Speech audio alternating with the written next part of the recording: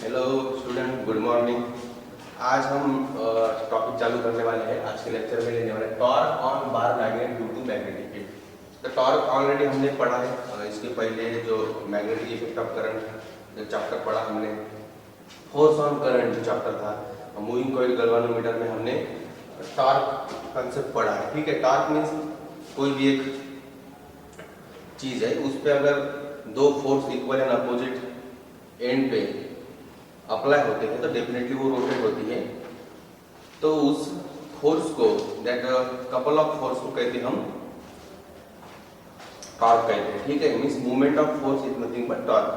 ठीक है, it is a product of force into perpendicular distance between two equal and opposite forces. ठीक है, सबको पता है टॉर्क। उसका यूनिट भी पता है, न्यूटन मीटर।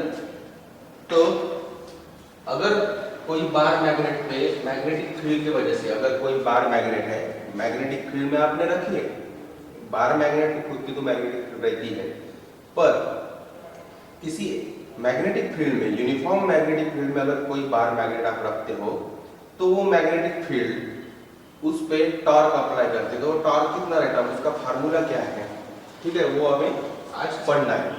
तो कंसीडर द बार मैग्नेट। अगर कोई एन पोल है, एस पोल है, और इसके बीच में सिमिलर डायग्राम, अगर बार मैग्नेट है,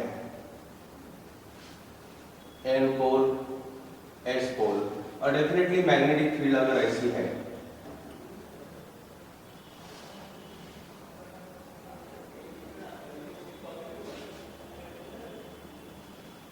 ठीक है, और ये बार मैग्नेट मैंने एग्जैक्ट परपेंडिकुलर नहीं रखा है। जो ये मैग्नेटिक फील्ड है इसको मैंने एग्जैक्ट परपेंडिकुलर नहीं रखा है। थोड़ा हमें पढ़ने के लिए हर एंगल पे कैसे टॉर्क अप्लाई होता है वो हमें उसका फार्मूला निकालना है। इसलिए हमने क्या किया है, कुछ पर्टिकुलर एंगल पे उस बार मैग्नेट को रखा है। ठीक है, तो ये जो एंगल है, अब सपोज ये जो लेंथ है इसकी लेंथ कितनी रहती है, 2l। इसकी लेंथ कितनी रहती है, s pole to n pole, length कितनी रहती है, 2l रहती है। ठीक है, और ये जो बार मैग्नेट है, इस मैग्नेटिक फील्ड के साथ जो एंगल बना रहा है वो है थीटा। ठीक है, जब भी किसी मैग्नेटिक फील्ड में बार मैग्नेट रखा जाता है तो इसके दो एंड पे फोर्स अप्लाई होता है। एक which is along the magnetic field, जो फोर्स n पोल पे अप्लाई होता है that is along the magnetic field, and that force is equal to, वो फोर्स इज इक्वल टू क्या होता है, उस पोल की pole strength and applied magnetic field. और एस पोल पे अपोजिट डायरेक्शन पे फोर्स अप्लाई होता है, अपोजिट डायरेक्शन पे फोर्स अप्लाई होता है, that is F is equal to pole strength of S pole into applied magnetic field. ठीक है, अब according to torque definition, torque की डेफिनेशन क्या है, it is either force, means दोनों में से कोई एक force, either force into perpendicular distance between, shortcut लिखा हुआ है, perpendicular distance between two forces. ठीक है, तो क्या होगा, आइदर फोर्स मींस ये ले सकते हो ना, ये ले सकते हो आप, m into B. Now the perpendicular distance क्या है, परपेंडिकुलर डिस्टेंस क्या है, तो मैंने पहले बताया कि अगर कोई दो फोर्सेस दो एंड पे अप्लाई हो रहे हैं, ठीक है, थोड़ा हम टेढ़ा निकालते हैं, ठीक है, इंक्लाइन है ना, तो इस दो फोर्स में जो परपेंडिकुलर डिस्टेंस है, एग्जैक्ट परपेंडिकुलर आपको डालना पड़ेगा, क्योंकि ये फोर्स जो है ऐसे अप्लाई हो रहे हैं, तो ये डिस्टेंस परपेंडिकुलर डिस्टेंस नहीं है क्योंकि ये इंक्लाइंड है, बराबर है, पर ये जो परपेंडिकुलर डिस्टेंस है वो हमें निकालना पड़ेगा। तो ये अगर परपेंडिकुलर डिस्टेंस है तो टोटल बॉडी के लिए हमें निकालना है, इतना ही निकालना नहीं है, टोटल बॉडी के लिए परपेंडिकुलर डिस्टेंस क्या है, क्योंकि यहां से यहां तक का डिस्टेंस निकालना है तो हमें ऐसी लाइन ड्रॉ करनी पड़ेगी। ठीक है, नाउ अगर ये एंगल थीटा है तो डेफिनेटली ये भी एंगल थीटा है, ये एंगल थीटा है, तो डेफिनेटली ये भी एंगल थीटा है, क्योंकि सेम ओरिएंटेशन में है वो, ठीक है। और ये सेम एंगल बना रहा है, यहाँ पे भी उतना एंगल बनाएगा, इतना यहाँ पे भी बनाएगा, इतना यहाँ पे भी बनाएगा, ठीक है। तो ये जो एंगल है, इस एंगल का यूज करके, तो ये फ्रंट साइड है, एंगल के सामने की साइड है, तो डेफिनेटली फ्रंट साइड जो है हम साइन थीटा फंक्शन से निकालते हैं, तो साइन थीटा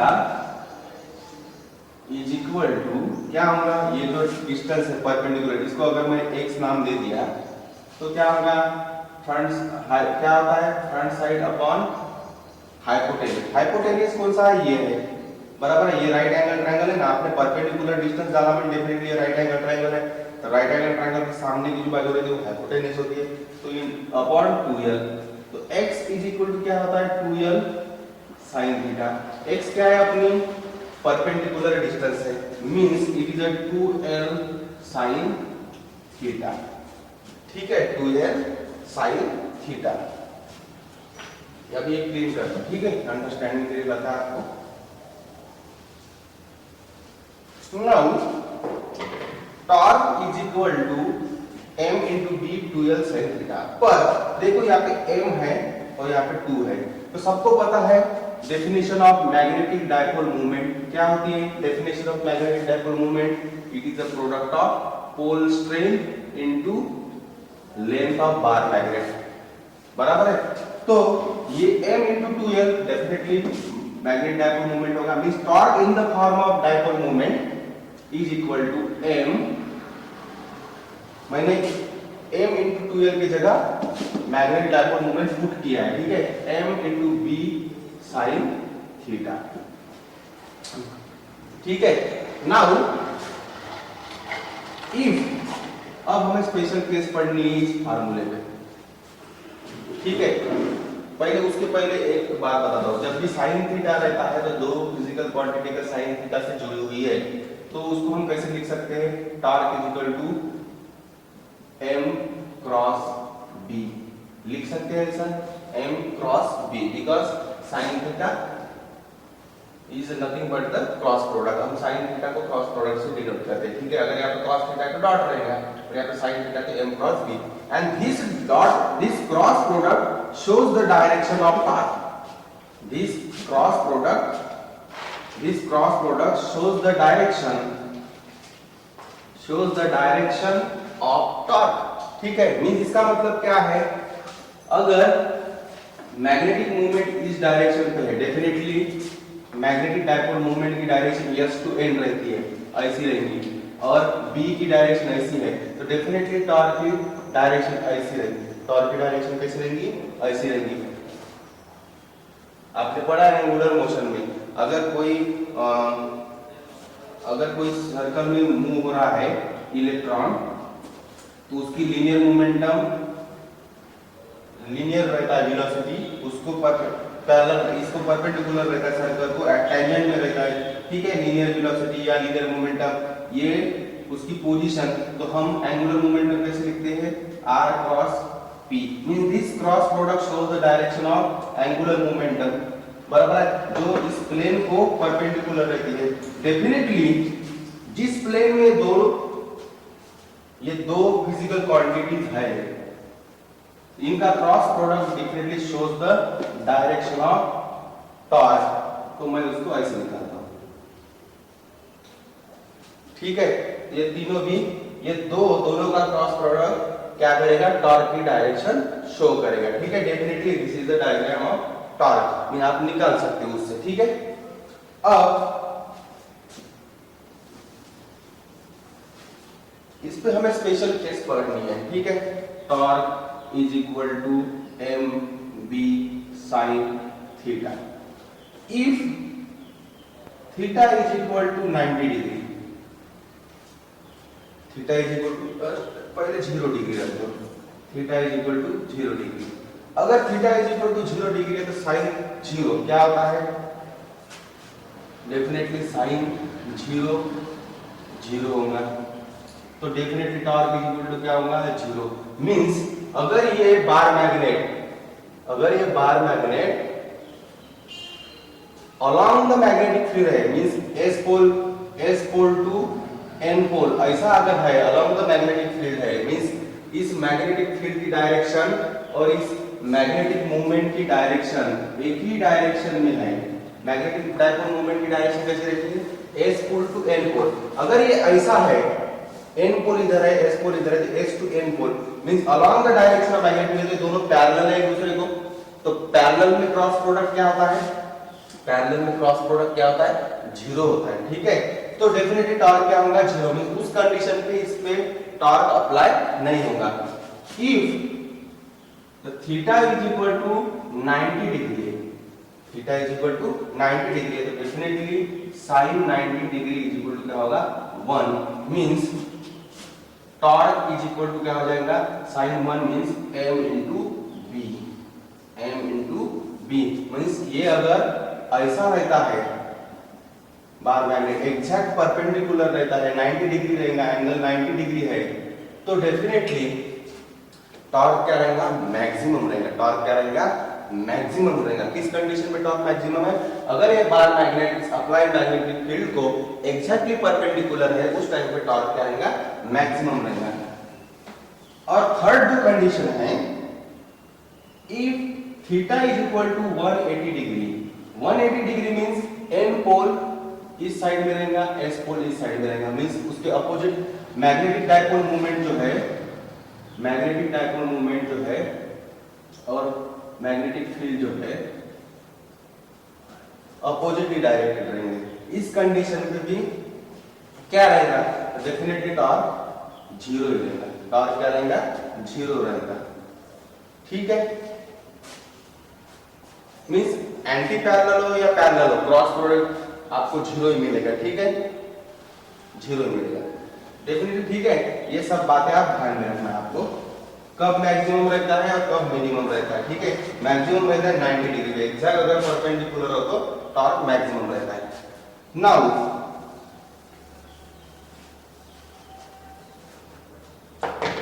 अब हमें इस फार्मूले का यूज करके मैग्नेटिक डायपोल मूवमेंट का फार्मूला निकालना है। अगर प्रॉब्लम, अगर टॉर्क दिया है आपको, मैग्नेटिक फील्ड दिए, एंगल दिया है मैग्नेटिक फील्ड में और बार मैग्नेट में एंगल दिया है, तो what is the magnetic dipole movement आप इस बार डायग्राम से पूछा जाए तो आपको डेफिनेटली क्या मिलेगा, देखो इस फार्मूले में कन्वर्ट करो, m इज इक्वल टू क्या होगा, torque upon b sin theta. ये दूसरा कंसेप्ट है। ठीक है, फर्स्ट टॉर्क की कंडीशन पढ़ी है हमने, कब मिनिमम रहता है, कब मैक्सिमम रहता है। ठीक है, नाउ सेकंड है कि आपको मैग्नेटिक डायपोल मूवमेंट टॉर्क से और मैग्नेटिक फील्ड से भी निकालते आना चाहिए। Now m is equal to torque upon, now use this formula and find out the different units of the magnetic dipole movement. जैसे सबको पता है कि मैग्नेटिक डायपोल मूवमेंट का यूनिट एम्पियर मीटर स्क्वायर है, पर इसका दूसरा भी यूनिट हो सकता है। देखो टॉर्क का यूनिट है newton metre upon magnetic field है टेस्ला। इसका तो यूनिट रहता ही नहीं। ठीक है, ये फंक्शन है। और नाउ मैग्नेटिक फील्ड का भी यूनिट आपको पता है टेस्ला। ठीक है, now newton metre, newton metre यानी क्या होता है, न्यूटन फोर्स है, मीटर डिस्प्लेसमेंट है, फोर्स इनटू डिस्प्लेसमेंट वर्क होता है। वर्क का यूनिट क्या होगा, जूल होगा डेफिनेटली, तो इसको आप कन्वर्ट कर सकते हैं जूल पर टेस्ला। तो पिछले लेक्चर में हमने जो प्रॉब्लम पढ़े थे वहां पे magnetic dipole movement 0.24 joule per tesla ऐसे यूनिट दिया था। पिछले लेक्चर में हमने प्रॉब्लम पढ़ा था, उसमें यूनिट कौन सा दिया था, joule per Tesla. This is also ऐसा यूनिट, ये भी ऐसा यूनिट है, तो इसको कन्वर्ट करने की जरूरत नहीं।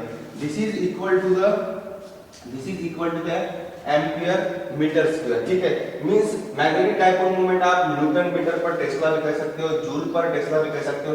और एक फार्मूला है टेस्ला, टेस्ला को हम कन्वर्ट कर सकते हैं, 1 tesla means weber per metre square, weber per metre square. ठीक है, वेबर पर,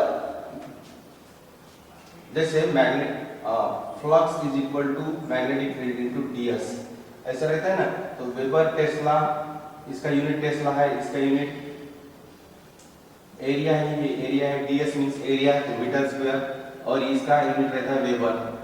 तो डेफिनेटली क्या होगा, 1 tesla is equal to weber per metre square, बराबर है, वेबर पर मीटर स्क्वायर। ऐसे छोटे छोटे फार्मूले से ही यूनिट निकाल सकते हैं, ठीक है, वेबर पर मीटर स्क्वायर। तो 1 tesla is equal to weber per metre square आप यहाँ पे पुट कर सकते हो।